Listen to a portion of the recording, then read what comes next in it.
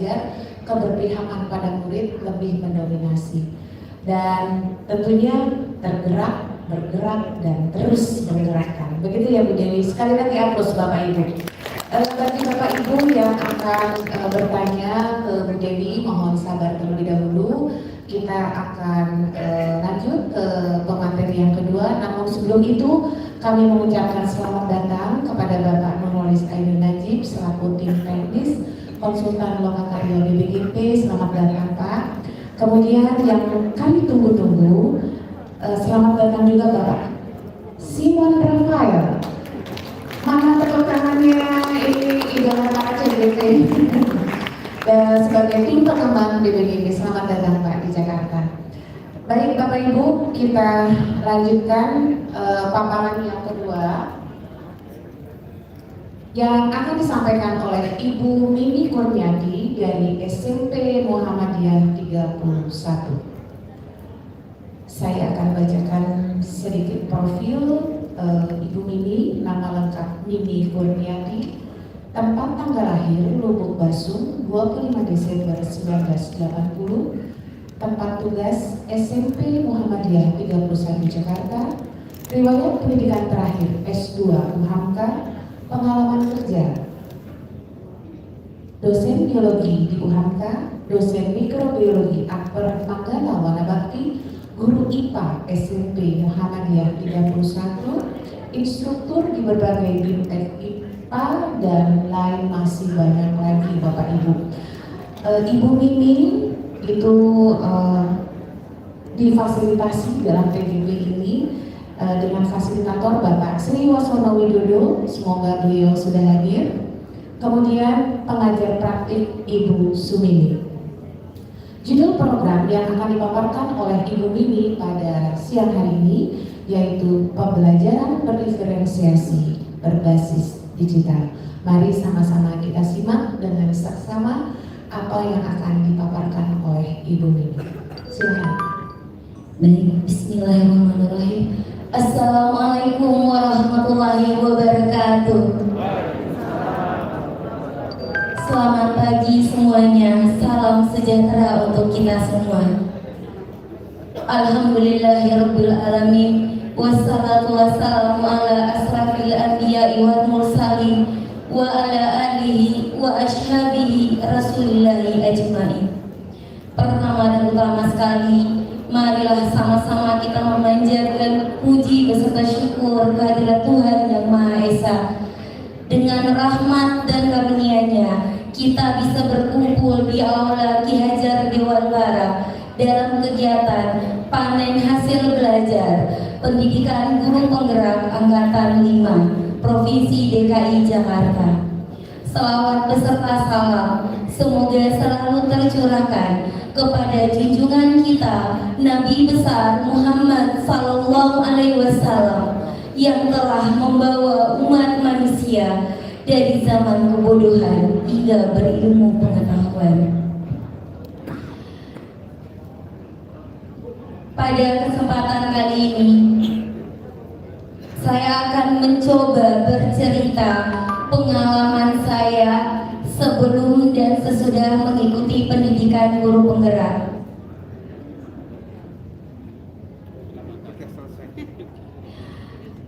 Pendidikan guru penggerak, awalnya menurut saya berpikir, ini program seperti apa? Kemudian saya mencoba bersosialisasi dengan teman-teman dari provinsi lain yang telah menyelesaikan pendidikan guru penggerak. Salah satunya adalah teman saya dari Kota Bima. Beliau merupakan angkatan pertama di program pendidikan guru penggerak. Kemudian saya ikuti langkah beliau sampai beliau selesai pendidikan guru penggerak. Kemudian saya lihat ternyata program ini bagus untuk perkembangan diri saya khususnya dan seluruh pendidik di seluruh Indonesia umumnya. Motivasi saya adalah yang pertama, keinginan untuk berubah dari paradigma lama. Yang kedua, mengajar sesuai kebutuhan murid, menemukan cara baru dalam mengajar. Jujur Bapak dan Ibu, sebelum saya mengikuti pendidikan guru penggerak, proses pembelajaran yang saya lakukan masih terpusat kepada guru. Sehingga ketika proses belajar berlangsung, murid terlihat sangat tidak nyaman, muridnya seperti tidak mendapatkan apa-apa, dan kemudian ketika saya mempelajari tentang filosofi Ki Hajar Dewantara, di sanalah saya merasa selama ini saya belum menjadi guru seutuhnya. Saya hanya baru sebagai pengajar, tapi belum saya menuntun, belum saya mendidik murid-murid saya. Pengalaman sebelum mengikuti PGP yang pertama adalah masih berpikir menuntaskan kurikulum. Jadi kami di lapangan Bapak dan Ibu masih berpikir bagaimana kurikulum ini tuntas. Anak ujian dapat nilai dilaporkan kepada orang tua. Dan kami di lapangan masih berpikir kejar-kejaran waktu. KI, KD itu harus tuntas. Kebetulan saya mengampu mata pelajaran IPA pada kurikulum 2013, di mana di sana kita masih dituntut untuk penuntasan kompetensi. Yang kedua, masih menyamaratakan potensi yang dimiliki murid. Yang ketiga, belum melakukan pendidikan berdiferensiasi. Jadi di sini, ketika saya belum mengikuti pendidikan guru penggerak, saya masih menganggap anak saya potensinya itu kurang lebih sama. Dan biasanya saya masih terfokus pada anak-anak yang memiliki kemampuan di atas rata-rata, sehingga siswa saya yang lain terabaikan. Kemudian yang selanjutnya adalah menggunakan digital belum maksimal. Sebelum mengikuti pendidikan guru penggerak, saya sudah mulai mengadopsi platform-platform digital ke dalam proses pembelajaran, tetapi belum maksimal. Dengan adanya pandemi, ini mendukung saya untuk lebih mengeksplor lagi. Ditambah lagi, setelah saya mengikuti guru penggerak, ini sangat termanfaatkan. Yang selanjutnya adalah belum melakukan restitusi. Nah, selama ini ketika ada siswa saya yang bermasalah atau melakukan sesuatu kekeliruan, proses penghukuman masih ditentukan oleh diri saya sendiri. Tetapi ketika saya telah melakukan pendidikan guru penggerak yang menentukan hukuman atau konsekuensi itu adalah dari murid saya sendiri, dan pengalamannya adalah siswa saya mendapatkan pemahaman hidup yang bermakna.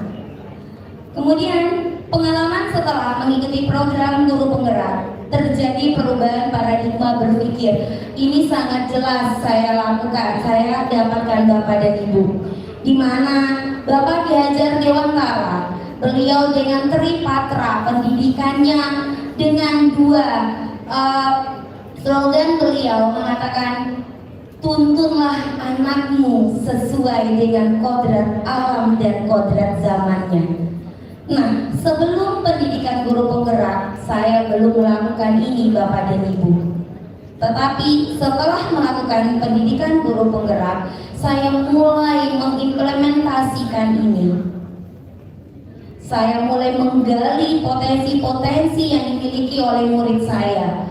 Saya sesuaikan di mana zaman mereka hidup. Kemudian implementasi pembelajaran sudah mulai berpusat kepada murid.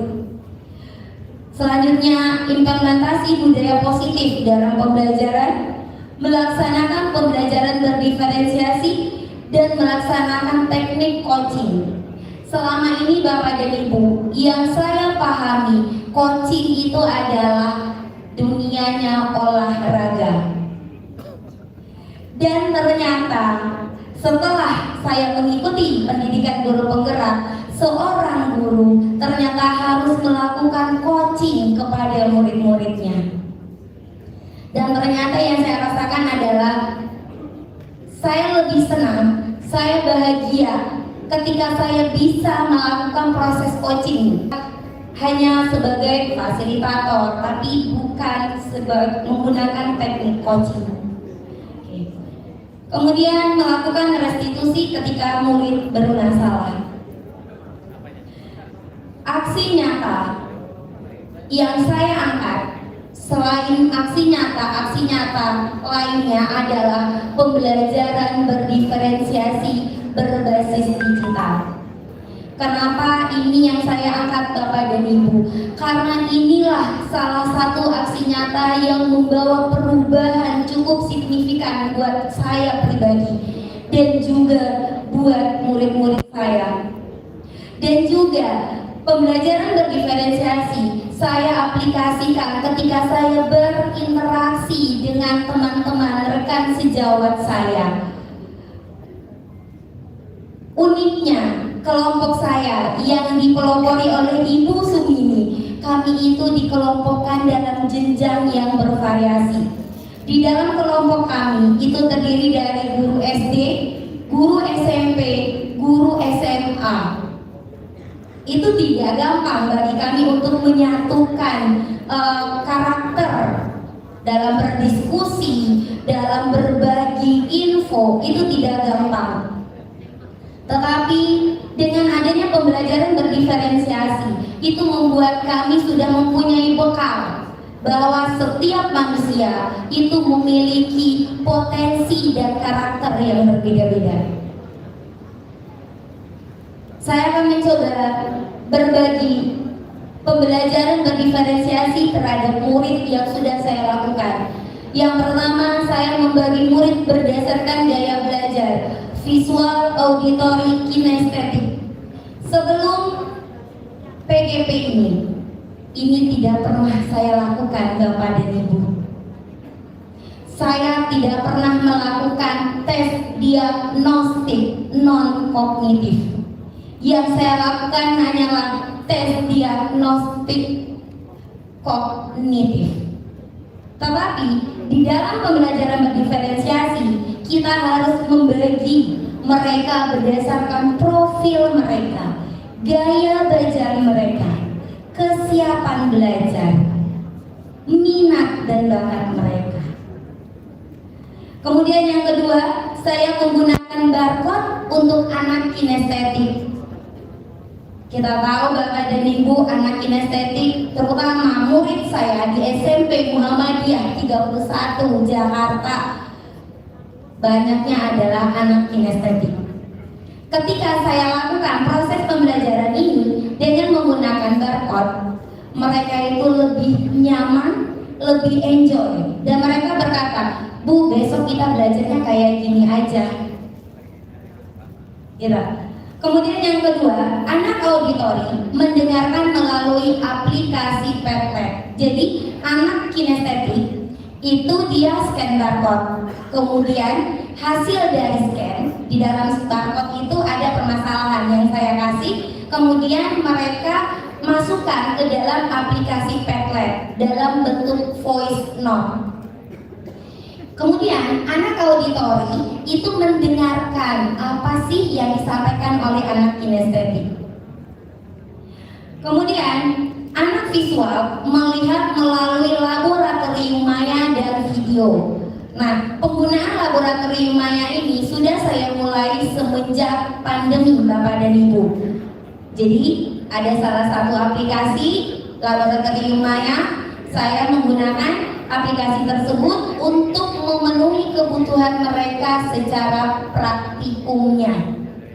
Kemudian evaluasi menggunakan Plickers. Jadi Plickers ini kenapa saya menggunakan Plickers? Karena tidak semua murid saya difasilitasi dengan gadget. Karena di sekolah kami itu terdiri dari siswa yang beraneka ragam kondisi ekonominya. Dengan aplikasi Plickers ini, yang memegang gadget adalah saya sendiri, sementara mereka nanti memegang barcode. Jadi saya scan jawaban mereka dengan menggunakan barcode. Kemudian terakhir itu adalah refleksi menggunakan Padlet. Bapak dan Ibu, refleksi sama seperti dengan Ibu Dewi, sebelum pendidikan guru penggerak, kami jarang melakukan refleksi Bapak dan Ibu. Tetapi setelah mengikuti guru penggerak, saya paling senang minta dinilai sama murid saya. Bagaimana saya mengajar? Saya katakan, jawab yang jujur nak. Jangan kamu menjawab Bu Miminya bagus, Bu Miminya pintar. Ibu tidak mau seperti itu. Kamu jawab yang jujur, ibu mengajarnya seperti apa. Dan ternyata murid saya melakukan itu. Ada kala dia bilang, Bu Mimi ngomongnya pelajaran tadi terlalu cepat. Nah, kemudian itu bahan refleksi saya. Jadi refleksi yang saya lakukan, ada refleksi materi dan ada refleksi terhadap diri saya sendiri, Bapak dan Ibu. Karena menurut saya, ketika saya dinilai, dilakukan refleksi oleh murid saya, di sanalah saatnya saya harus berubah. Saya tidak boleh berada pada posisi yang nyaman. Nah, tujuan yang ingin dicapai pada pembelajaran berdiferensiasi yang saya lakukan, murid merasa nyaman sesuai dengan gaya belajarnya. Kemudian murid merasa senang karena pembelajaran berbasis digital sesuai dengan zamannya. Murid merasa senang karena pembelajaran. Murid melakukan kolaborasi dengan sesama murid dan guru. Tertanamnya kompetensi sosial emosional yang baik. Bapak dan Ibu, di dalam pendidikan guru penggerak, saya diajarkan bagaimana mengelola sosial emosional yang baik.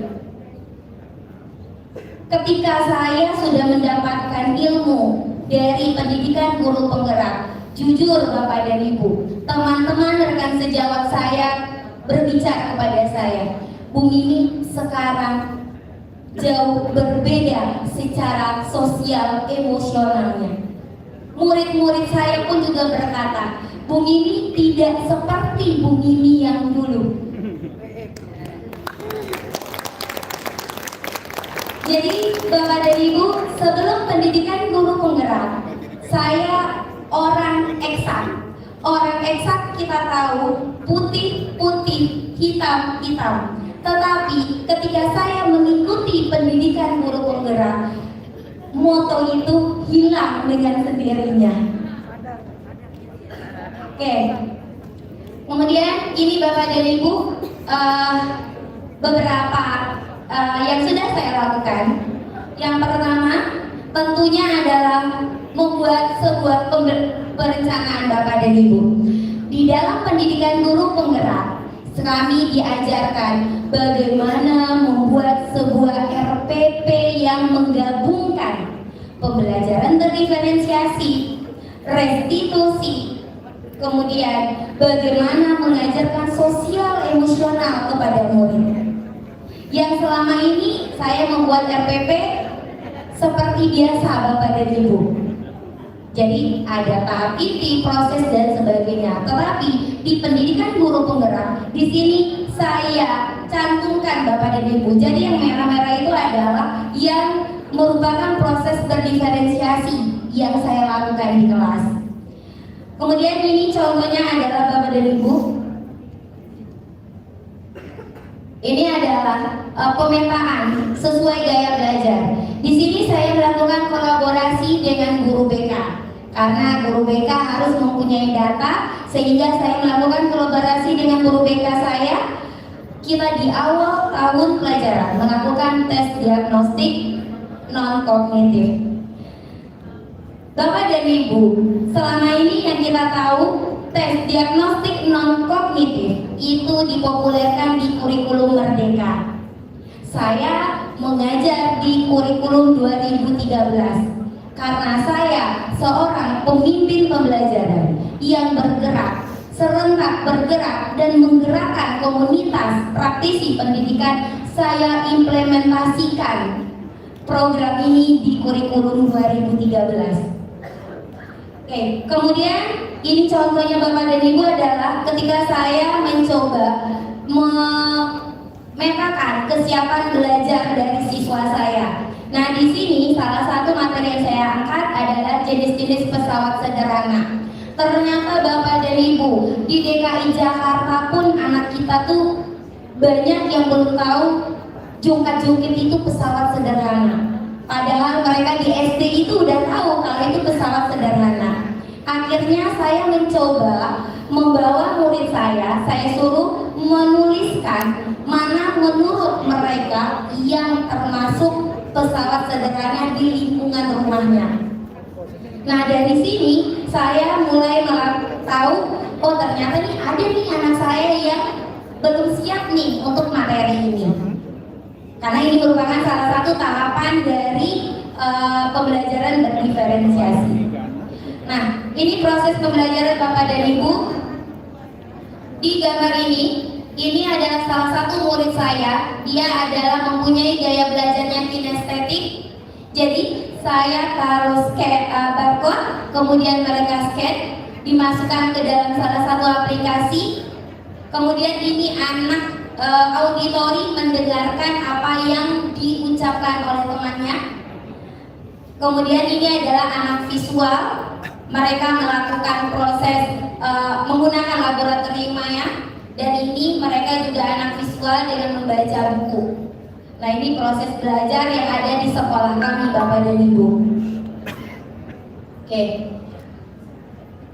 Dan kebetulan Bapak dan Ibu, saya sudah lama menggunakan Google Site untuk berbagi materi bersama dengan murid saya, dan ini saya pelajari mulai dari awal pandemi Bapak dan Ibu. Berarti bulan Maret tahun 2020 saya mulai menggunakan ini. Nah, ini laboratorium maya, ini barcode-barcode yang akan di-scan oleh murid saya, dan ini saya menggunakan salah satu aplikasi besutan dari Google, Bapak dan Ibu. Ini adalah tahap evaluasi Bapak dan Ibu. Jadi murid saya memegang barcode, ini adalah barcode jawaban mereka. Jadi kemudian ketika anak itu misalkan jawabannya A, jadi posisi A ini di posisi atas. Kemudian saya dari depan scan barcode mereka, Bapak dan Ibu.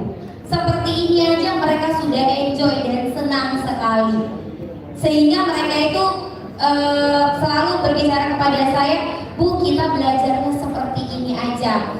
Ibu jangan banyak ngomong, kami aja yang belajar. Iya, Bu Bibi, maksudnya. Selanjutnya refleksi dengan menggunakan Padlet. Ada rasa bangga dari saya, rasa terima kasih buat Bapak Sri Wasono Widodo sebagai fasilitator. Mudah-mudahan beliau mendengar untayan suara saya di Rembang, Bapak dan Ibu.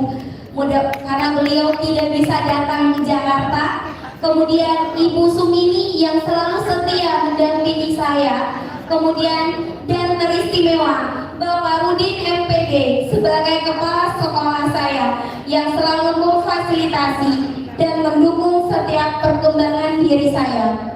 Terakhir, rasa terima kasih saya buat teman-teman yang berada dalam satu kelompok. Demikianlah Bapak dan Ibu, sesi berbagi saya. Kesempurnaan hanya milik Allah, kekhilafan milik saya. Saya mohon dimaafkan sebesar-besarnya.